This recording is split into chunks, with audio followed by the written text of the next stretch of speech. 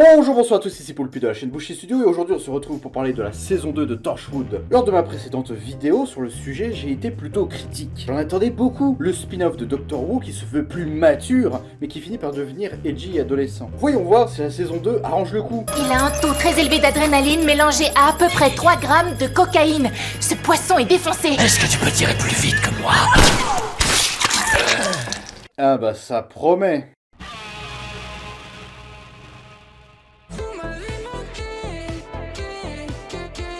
Après la saison 3 de Doctor Who, Jack est de retour à Cardiff. L'équipe va devoir se faire au retour de leur capitaine. Salut les enfants.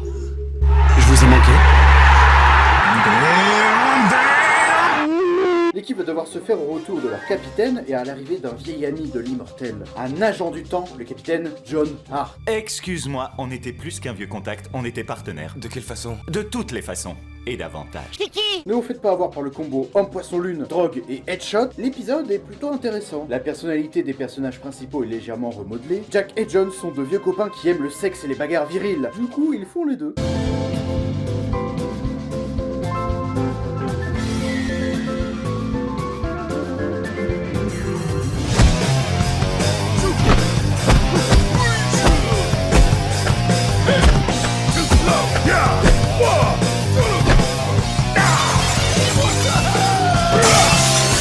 On est restés ensemble pendant 5 ans, c'était comme si j'avais une femme. Tu étais la femme. Toi, t'étais la femme. Non, tu étais la femme. Ah, mais j'étais une super femme. Ça fait aucun doute. Le problème avec John, c'est que pour lui, chaque occasion est bonne pour faire des allusions graveleuses. C'est l'entrée réservée aux touristes. Ah, je me souviens la dernière fois que t'as dit ça. Je ne veux pas de toi sur mon territoire. Il fut un temps où tu ne te lassais pas de m'avoir sur ton territoire. Je crois que je commence à voir ce qui lui plaît sur cette planète. Elle est belle et lui très classe. Ah, c'est C'est ravissant. un bichon. C'est joli. S'il te faut un nouveau membre, Non. je t'assure, je Non. Mais Ça dégage, gros sac! Ah merci Jack. Depuis la fin de la saison 1, je trouve qu'il y a une sorte de connexion entre nous. Encore une fois, Gwen ne fait que qu'est-ce qu'elle veut. Rien à foutre, je fais qu'est-ce que je veux. Elle se rapproche de Jack maintenant. Merci. Ce qui me poussait à me battre, c'était l'idée de rentrer chez moi auprès de toi. C'est quoi ça? C'est une bague de fiançailles, on dirait. Waouh, Gwen Cooper va se marier. Il s'est mis à genoux. Il a essayé à genoux et d'un seul coup, il a eu très mal au dos et il s'est allongé sur le canapé pour me poser la question. Et tu as dit oui. Eh bien, qui d'autre voudrait de moi? Je suis content pour toi. Ça valait le coup de pleurer pour Reese dans la saison 1. Rien à foutre, je fais qu'est-ce que je veux. À la suite d'un cambriolage ayant mal tourné, surtout pour les cambrioleurs, une femme est envoyée à l'institut. À la suite d'une enquête, on découvre qu'elle est un agent dormant, une sorte d'alien dort en elle en attendant les ordres de son supérieur. Tandis que la jeune femme, pendant ce temps, pense être une humaine ordinaire. C'est elle qui a tué les cambrioleurs avec une force colossale. Malheureusement, l'invasion alien commence, et Torchwood va devoir lutter pour la survie de l'humanité. On n'est pas dans la merde, tiens. Il y a beaucoup de choses à dire. J'adore la scène de révélation dans les cages de Torchwood, c'est dur, tragique et poignant. Il y a quelques effets gore ridicule mais sympatoche. Moi, j'aime le sang. Moi aussi, on voit enfin Tête de Cul se comporter comme un médecin. Et Yando affirmer un peu plus sa personnalité. Un introverti qui lâche des punchlines de temps en temps. Le problème, comme tous les personnages de Torchwood, il en fait trop. Heureusement que John Hart ne soit pas resté, la saison aurait été imbuvable sinon. Un petit détail dans la VF entache un peu la saison et surtout l'épisode. La version française a été réalisée par Jennifer Barré avec la société Dubbing Brothers Belgique. Les saisons de Doctor Who ont été réalisées par la même société, par différents directeurs artistiques au fil du temps. Parmi tous ces professionnels, il n'y en a pas un qui s'est dit que ça serait une mauvaise idée de donner un rôle à David Manet. Philippe Allard et Carole Balien font des voix pour les deux séries, ce qui est gênant mais on s'y fait assez vite. Mais David Manet joue le rôle principal dans Doctor Who. C'est le docteur. Cette planète vient de naître, elle est encore jeune. Ses habitants sont bêtes, ils savent à peine marcher, mais ils sont capables de faire tellement plus. Je vous ai menti, Martha, parce que l'idée me plaisait. Je ne suis pas juste un seigneur du temps. Je suis le dernier seigneur du temps. Pourquoi lui avoir confié un rôle dans le spin-off? Voici l'équipe Torchwood. Les chouchous du prof. Mais le professeur s'est volatilisé, hein. Laissant les petits gosses tout seuls. Pourquoi vous ne demanderiez pas à tous les passagers de sortir de l'avion? Comme ça, vous pourriez avoir tous les sièges pour vous. Cependant, ce n'est qu'un détail, le reste de l'épisode est bon. Thomas. Victime d'un bordel temporel, le soldat Tommy Brockless n'a Tommy Brock Lesnar est condamné à rester en sommeil cryogénique et à être réveillé un jour par an par l'équipe de Cardiff. L'épisode est bon, mais qu'est-ce qui se passe? On s'intéresse un peu à Toshiko. Malheureusement, encore avec ses histoires de couple. Vous vous en doutez, elle va s'attacher à Tommy, mais lui, il a une mission. Le Riddle va finir en tragédie. Petite tragédie, hein, ça va. Je n'aime pas le passage hyper cliché dans l'hôpital, avec ses décors aussi clichés qu'une saison d'American Horror Story, les lumières qui grésillent, sérieux. Il fait jour en plus, là, arrêtez. Contrairement aux apparences, ça, c'est pas ma jambe. Oh non, mais encore du cucu. Ah bah, c'est au tour de Jack et Yondo. Voilà, vous êtes au courant. Accident de voiture. Reese, qui partait au travail, connaissait le conducteur. Oh bah ça tombe bien alors. Et Torchwood doit enquêter. Ah, le hasard. C'est vraiment un bon pote. Après une saison complète à se faire mener en bateau, Reese découvre enfin la vérité sur le travail de Gwen.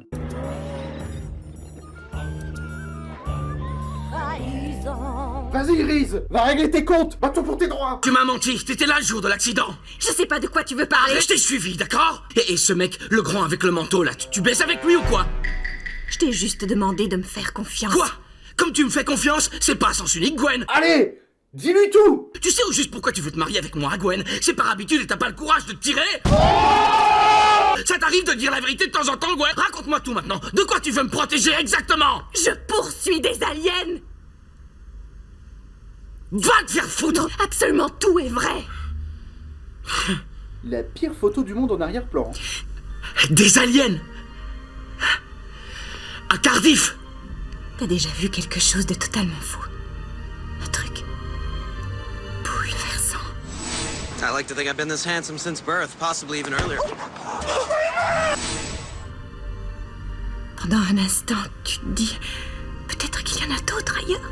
And the Oscar goes to... Ta mère la pute. Elle ment. Ne te laisse pas avoir. Oh non. Mais laisse-le tranquille. Je vous jure que j'ai du mal à comprendre Gwen. Trop de choses contradictoires essayent de vivre ensemble. Mais... cela ne la rend pas humaine, après tout.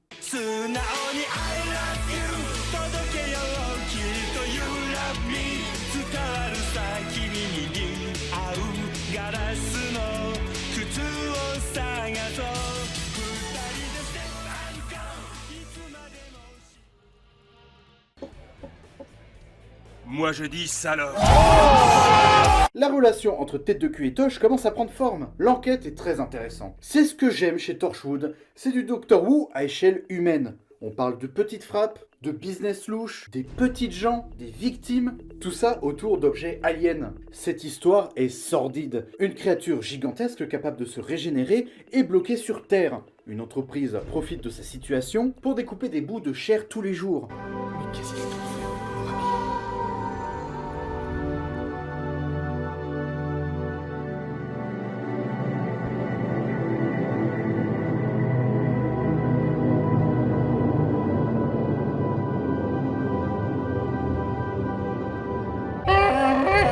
Oui, c'est dégueulasse. En plus, on a affaire à de vraies brutes. Ils arrivent à découper des morceaux énormes de viande avec des tout petits couteaux. Est-ce que c'est rentable? Pardon? Un concept un peu cool qu'on a vu déjà plusieurs fois mais qui est bien exploité cette fois-ci. Un alien parasite s'initie dans l'équipe du Torchwood en réarrangeant et modifiant leur mémoire. Un parasite. L'alien prend les traits d'un jeune homme du nom de Adam. Les membres du groupe voient leur mémoire et leur personnalité altérées par Adam. Du coup, ça fait du développement de personnages intéressant, presque par opposition à leur propre personnalité. La série en avait besoin. Voir ceux qu'ils perdent et ceux qui changent renforce leur vraie personnalité. Le personnage qui bénéficie le plus de cet épisode est Jack. On en apprend plus sur lui et son passé, sa famille. Greg ! Sa main était dans la mienne. Je ne sais pas quand il m'a lâché. Je crois que je ne l'ai même pas remarqué. Je pensais qu'il était là, juste derrière moi. Je n'ai jamais retrouvé son corps. Ce n'était pas ta faute. J'ai lâché sa main! Sa main! C'était la pire journée de ma vie! C'est la dernière chose dont j'ai envie de me souvenir.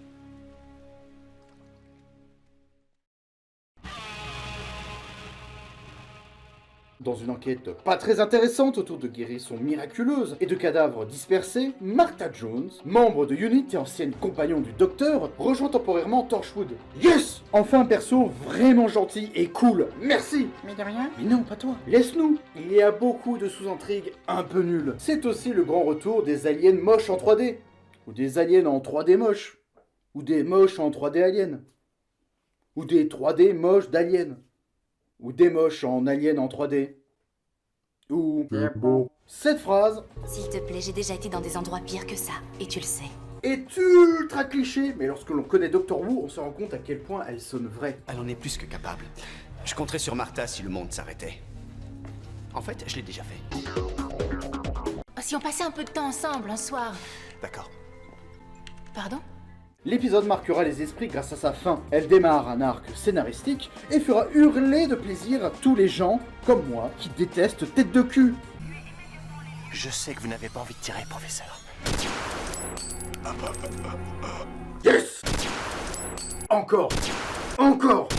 Encore! Encore! Ça fait beaucoup là, non? Méchant de souhaiter. Elle est morte de quelqu'un. Tanta, on est dans Torchwood. Il y a forcément une entourloupe.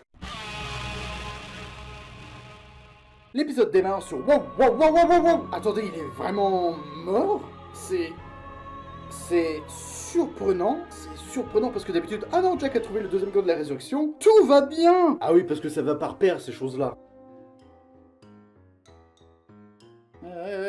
Tout de suite, je ne préférais pas faire partie d'une paire. Il a trouvé l'équivalent de l'anneau de Sauron, le sabre de Luke Skywalker, ou une pierre d'infinité en 5 minutes. Alors que c'est censé être son métier de trouver ce genre d'objet. Genre, il devrait les chercher tous les jours, pas juste quand il en a besoin. Et je déconne pas, il était vraiment pas loin, le gant. Encore une fois, les Weevils sont là sans vraiment être importants. Merci les Weevils, hein, amour. Le capitaine utilise le gant sur Tête de Cul. N'oubliez pas de vous laver les mains avant de manger, hein. Est-ce qu'on peut dire que Tête de Cul a un trou de balle? Étant immortel, Jack dérègle l'objet, faisant revenir Tête de Cul définitivement. Ah non. Ah non. Ah non, non, non, non, non. Tête de Cul devient un mort vivant. Littéralement. Owen est à présent incapable de mourir. Son système digestif ne marche plus. Il ne peut plus se soigner, ni affluer du sang dans un organe bien précis. Fait référence à l'érection. Les quoi? J'adore cette idée. Ça rend le personnage vraiment damné. Pourquoi est-ce qu'on n'a pas fait ça dès le début? Il est enfin puni. On retire à Tête de Cul tous ses plaisirs. C'est un peu tard, mais il a enfin une bonne raison d'être aigri. Par contre, le coup de la drogue alien, c'est toujours daubé du cul. Tête de Cul revient donc en étant bien chafouin. Il me faut le code de la morgue des aliens, tu es le seul à le connaître. Alors c'était seulement pour ça? Pour ça! Tu vas me manquer, Owen. Et je t'aime. Je t'ai toujours aimé. Tu me plais beaucoup, tu sais. Ah oui, comment faire? Je suis pas ton genre. Retire tes sales pattes. Ne traitez pas ça par la colère. Que ce soit l'homme qui va être en colère contre son pénis, ce qui va arriver, c'est que ton pénis va être en colère contre toi. T'as pas la moindre idée de quel effet ça fait de savoir que ta vie est finie. Ton pénis va être en colère contre toi. Enfoiré!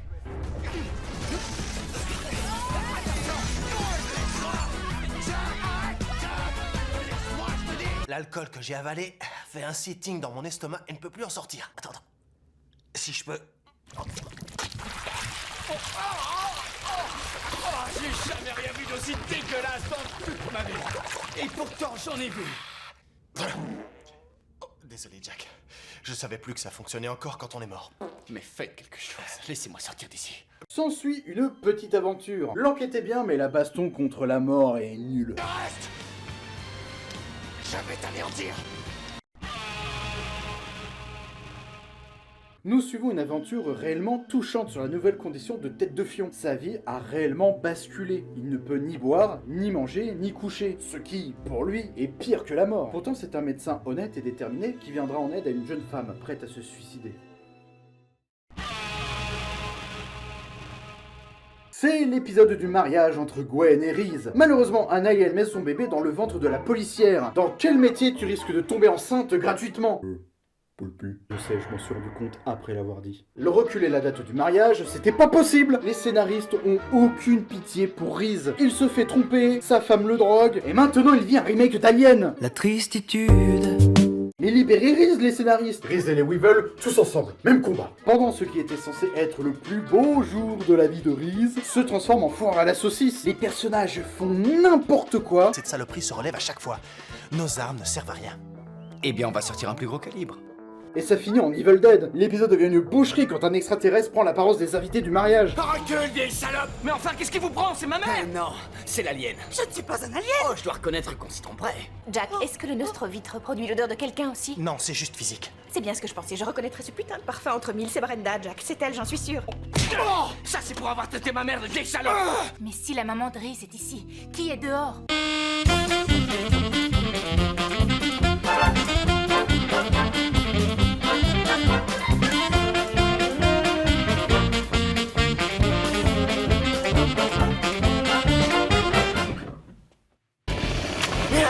C'est trop tard! Vas-y, tu l'as. Et vous commencez sérieusement à me gonfler! Vas-y, tu l'as. Mettez ma copine enceinte! Vous usurpez l'identité de ma mère! Tu l'as. Et vous venez foutre le bordel le jour de mon mariage! Fais chier.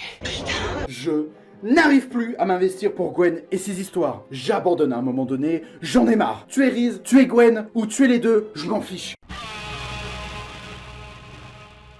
Le top des persos que je déteste, tête de cul, tête à claque et sac à problème, vont au cinéma. C'est pas une Dream Team, c'est ma Nightmare Team. Dans le film qui est diffusé, on y voit Jack et des artistes itinérants, à une époque qui a l'air d'être du siècle dernier. L'idée est cool, l'esthétique cirque et vieux cinéma, c'est qui tout double. Soit ça va être merveilleux, soit ça va être éclaté au sol.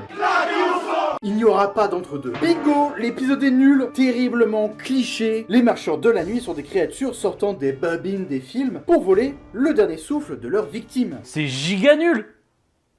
En ça. Le seul passage que j'ai apprécié, c'est le moment où Jack et Yando interrogent une femme. Yando a l'air inspiré par la réponse, tandis que Jack en a rien à cirer. C'est un peu drôle. Il s'est approché de moi. Il m'a demandé si ça me plairait de faire partie du spectacle ambulant. Il a sorti une sorte de flasque de sa poche. Il a répondu qu'il était le faiseur de fantômes. En vrai, la vérité, je m'en bats les couilles, tu vois. J'aime aussi l'idée que Jack utilise le suicide comme moyen pour gagner de l'argent. C'est un peu son tour de magie à lui. Mais à part ça, très très bof.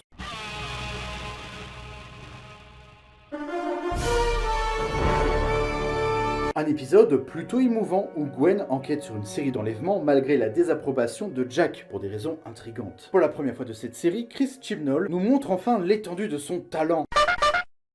C'est un auteur important pour Doctor Who et Torchwood. Il a été showrunner pour les deux séries. Une histoire à échelle humaine, plus sociale et poignante. Ce genre de concept, ça marche beaucoup sur moi. Gwen est presque agréable à suivre. Prouve encore une fois la qualité exceptionnelle de cet épisode.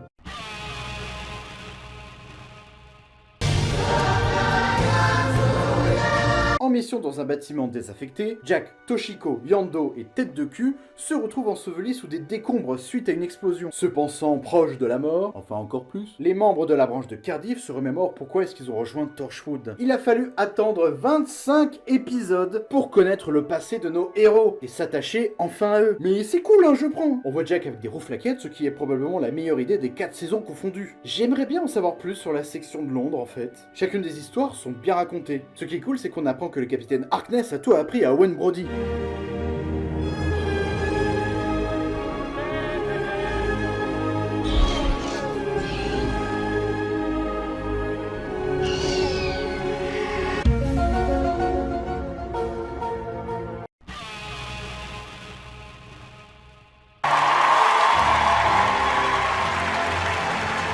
Capitaine Salas est de retour et cherche par tous les moyens de détruire la ville de Cardiff en utilisant les Weevil, les créatures les plus sympathiques avec les scénaristes, déferlées dans la ville. Émeute! Vas-y, émeute! Le Jean-Marie Bigard de Torchwood finit par détraquer une centrale nucléaire. Mais pour quelle raison? Quelqu'un d'autre semble tirer les ficelles. C'est un peu le bazar, mais on a l'habitude avec le Wooniverse. L'épisode est plutôt bon. Si on devait comparer ce final et celui de la saison précédente, on se rendrait compte que c'est le jour et la nuit. Les dilemmes, les situations et les drames sont d'une part mieux écrites, et de l'autre, plus compréhensible. La fin est étonnamment émouvante et surtout surprenante. Je vais carrément vous spoiler la fin, donc voilà un timecode au cas où. Lors de l'épisode 5...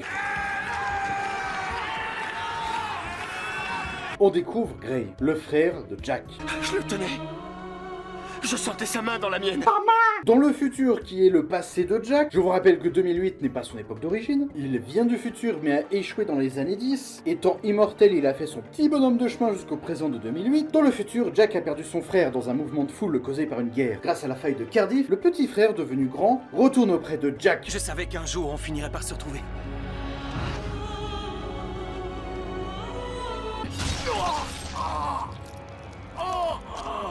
Finira congelé comme le soldat dans l'épisode 3, en attendant que son grand frère trouve une solution pour tout arranger. Toute ma vie, j'ai cherché à le retrouver. Et maintenant, je dois accepter de le perdre. Tu vas le congeler et puis quoi? Le réveiller dans une centaine d'années et tu crois que par miracle il aura changé? Eh bien tu te trompes. Peut-être que la seule façon de le soulager serait que tu le tues. Tu ne trouves pas qu'il y a eu assez de morts? Pardon? Pendant ce temps, pour éviter une catastrophe nucléaire, Tête de Cul et Toshiko restent à la centrale. Manque de temps et de moyens, les deux membres de l'Institut périssent dans leur mission. On parlera de restaurer le système de refroidissement. Parfait. Maintenant... Tosh.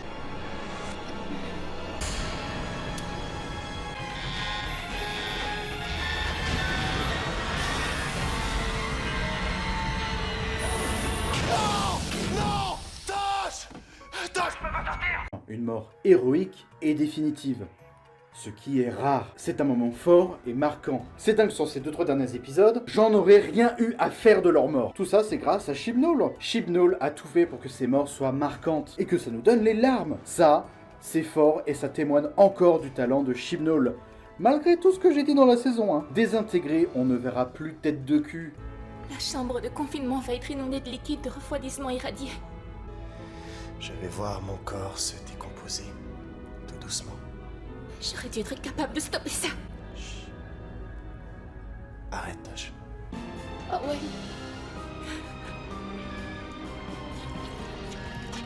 Ça va aller. Promis, Tosh. Ça va aller.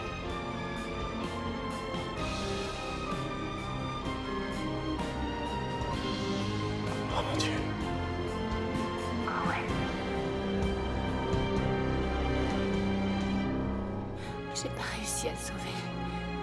Parle-moi, allez, Tosh. Non!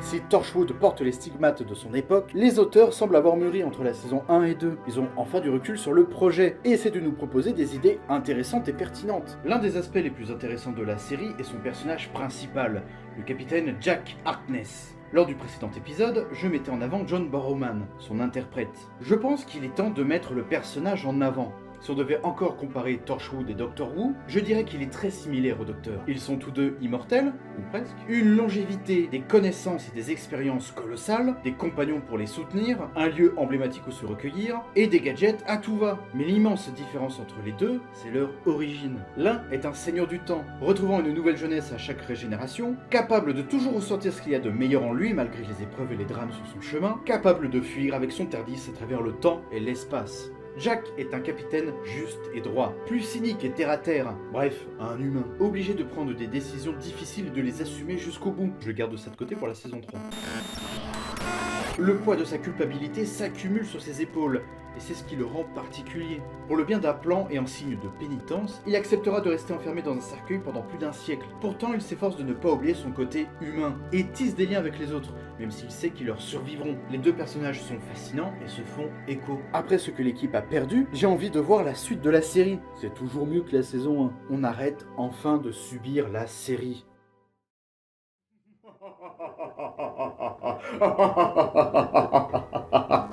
Hein? Tu fais quoi? Rien, je réfléchis, toi. Moi aussi, je réfléchis. Je me demande pourquoi tu as besoin d'installer une tente. J'avais besoin d'intimité.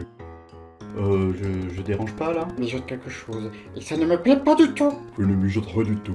Va-t'en. Ouais.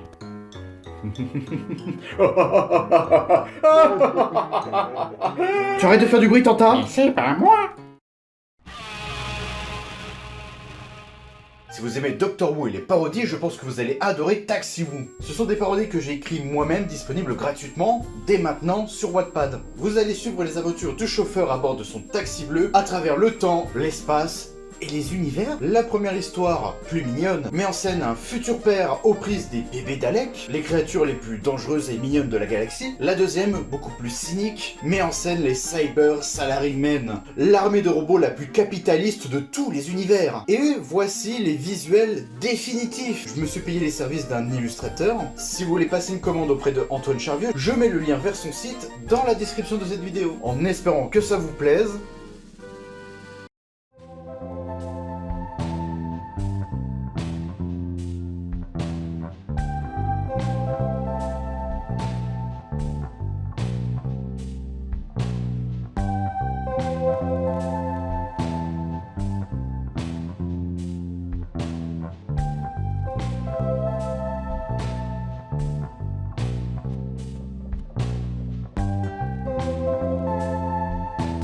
Hey Bushy Studios, I love you!